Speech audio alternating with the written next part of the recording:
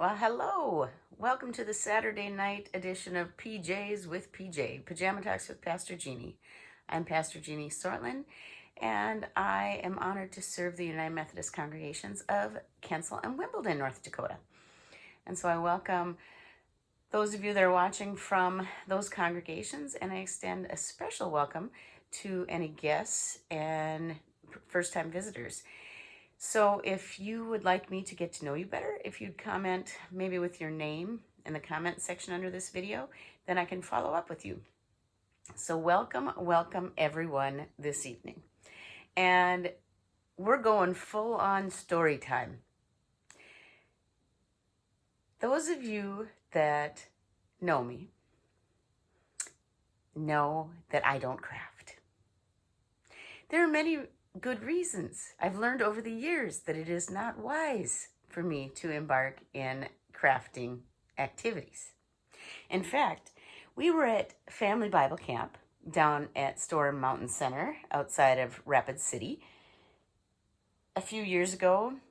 I suppose I should almost say a number of years ago now. The years tick by so quickly. And there was a family craft session. And let me tell you, this was almost more than I could handle. The kids were young. There was, I think, beads and glitter and who knows what else. And I was actually awarded a medal, and I think Megan Baird is the one who spearheaded my medal that I won. Maybe Michelle, I think that's her sister-in-law. Maybe she was part of it too.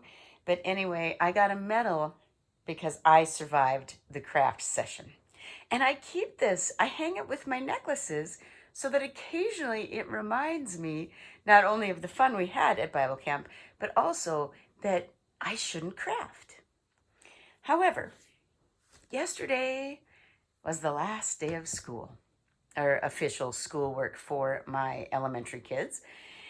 And the last thing that Solomon had to turn in for first grade was some kind of art with flowers. And it could be drawing, painting, get creative. I mean, it could have been Play-Doh, whatever. Well, sometime in the week before Mother's Day, I saw someone post something about these toilet roll flowers, the paper roll flowers. And you know, I checked it out at the time and I thought, I could actually do this. It's pretty simple. You've just got to paint these toilet paper rolls some kind of flower color, and then also some to make leaves, and then a stick to make the stem, so green leaves and stem. And then you've got to paste this stuff together. And I thought, you know, I can do this. But I didn't, because back then I must have had better control of my mental faculties than I did yesterday. And I decided for whatever reason yesterday that I was going to do this with my two youngest children. And then the first grade teacher would really be impressed with how I finished strong after complaining for 9 weeks about how hideous it has been to get Solomon to do his schoolwork. I mean, the kid's ripped papers. He's filled everything in with pencil, and we've had to try and erase for him to fill in, and just flat out refused and has thrown crying fits and tantrums. And oh yeah, it's really been a delight to be his parent teacher. And then he did tell me that I was bad. I was a bad parent teacher. So let's just say I'm glad that it's summer break. But so I decided to embark on this this crafting adventure. And I got out the acrylic paints. Which, I mean, it's kind of amazing that I'm not a crafter and I have acrylic paints. I mean, there must have been some school project I had to do in the past or help a kid with. And they're hidden in my closet because I have kids that go and get things and use them in unauthorized manners, and not just the young kids. I've got one kid in particular that just cannot stay out of that kind of stuff. And so anyway, I knew well, this is more for the story later. But anyway, so I got the stuff out. I laid out cardboard over the whole table so that we wouldn't ruin anything. And we got to work painting. and it was going okay, except Solomon got one flower tube painted red, and then he was going to rinse out the foam brush and do another color. And that was like a squirt from the faucet. And then he came back and I said, no, no, no, no. And I was covered in green at this point because the kids were doing the flowers. I was doing the leaves and stems. And I said, no, no, no, wait, wait, wait. I'll help you. And so then I showed him how you get the color out so that you don't have mixed colors. And to squeeze it out so it's not all watery. And so that went okay. And he did paint them 4 separate colors. Tylea had trouble because her 2 blues are almost the same, and she wanted 2 different blues. And I'm like, I'm not the person to help you here because this is victory in itself that you guys got me to do this. I mean, they were it was like they were in shock. And that should have been my indication that when I said, hey, do you guys want to do this? I probably shouldn't have proceeded. But of course, they thought it was a good idea. And so did I at the time. And okay, so we've got that. Well, then Solomon starts mixing colors, and then he gets some awkward orangish brown. Because, if you mix all the colors together, eventually you get brown. And then he starts just on paper making these big wonky colored hearts. And he was so proud of himself. And, I had to hold all the facial expressions. Oh, yeah. And so anyway, so they get done with that, and I dismiss them to go play outside because, at this point, things are going to get serious because we're going to have to start, we had to let them dry. And so then I start working on it before I called them back because I thought I need to know what my plan is. So I measured and I cut the leaves out, and then I went to look for my glue gun. And, well, I think I have more than one glue gun, possibly. But if my one child, the teenager shall remain nameless, but if she, oh, wait, okay, now you can figure out who it is. If she can sense that there's a glue gun in the house, she will use it on some ungodly thing.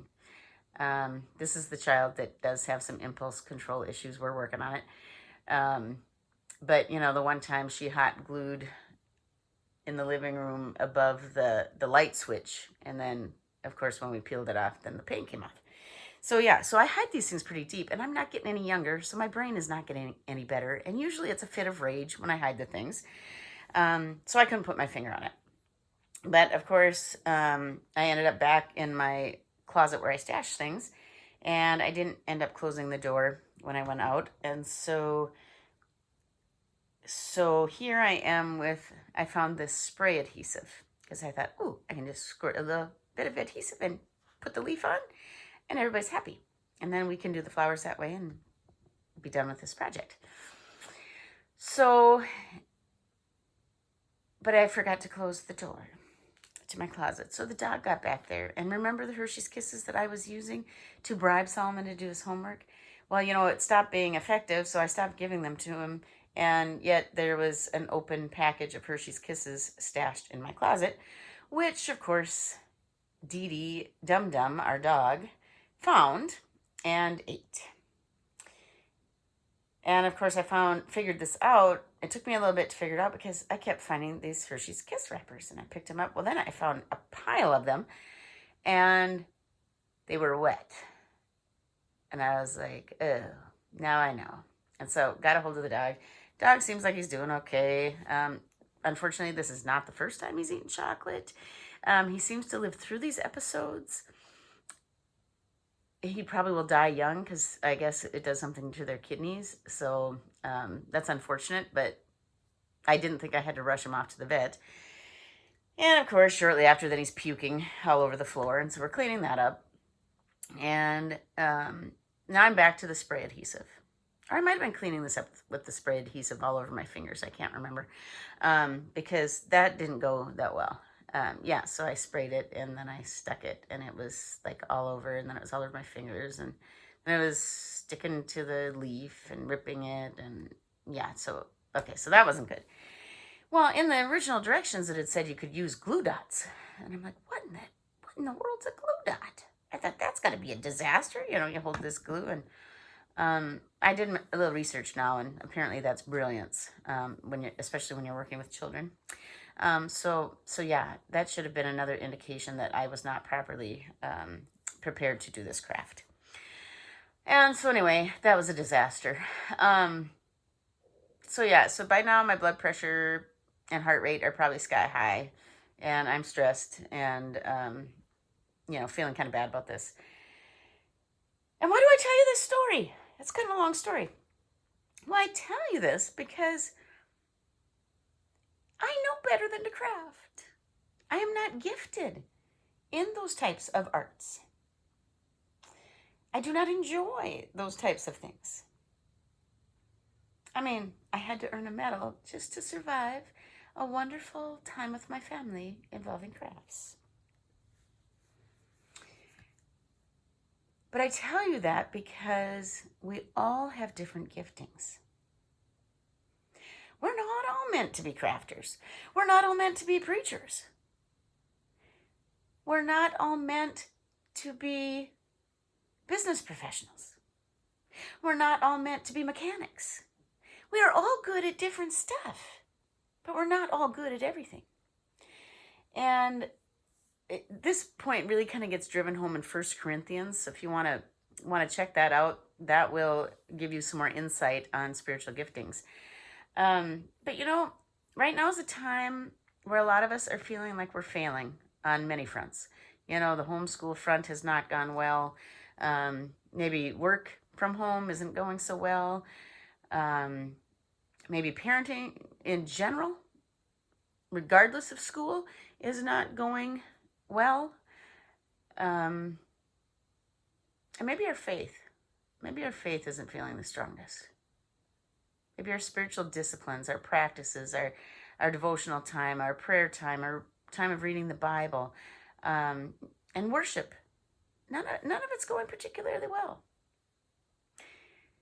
And so I think that we need to remember to give ourselves grace.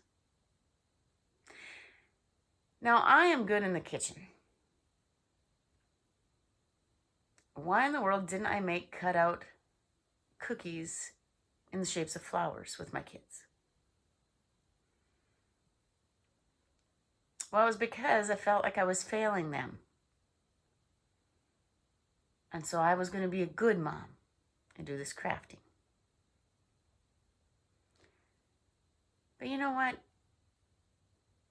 I'm not going to keep beating myself up because I entered into another poorly thought out crafting adventure. I'm going to try and focus and pat myself on the back for being able to delve into what my children are feeling emotionally and spiritually at this time, because that's an area where I am well informed, and for teaching them to cook and for teaching them to clean bathrooms. They still don't know how to dust because I hate to dust. And so to show them how to do it correctly will be agonizing for me. It's not a difficult concept, but to do it right, because I have some perfectionist tendencies. But let's give each other grace. Let's give ourselves grace. And I'm going to give Solomon grace because of his getting paint everywhere and me having to jump in. I ended up getting 2 spots of acrylic paint, which I don't think washes out of clothes, on one of my favorite t-shirts, God Speaks All Languages. It's hard times, people. It's weird times. And in this area, we have not been personally affected by this virus on a very deep level. And so we're starting to emerge quickly because it feels like it was kind of all a ruse. But yet we still need to be wise. So anyway, this has turned into a sermon. But I want you all to know that I love you all. I struggle just like you struggle. I get myself in situations that I probably shouldn't, like being up to my eyeballs in crafting. And of course, now that we started, I do have to figure out a way to finish. But I think I'm going to get glue dots. I think we can hold off till I get glue dots. But God is ever present with us. God made us the way we are with the giftings we have. So I just want you to know that I am here with all of you, and I hope you have a wonderful Saturday night. Bye-bye.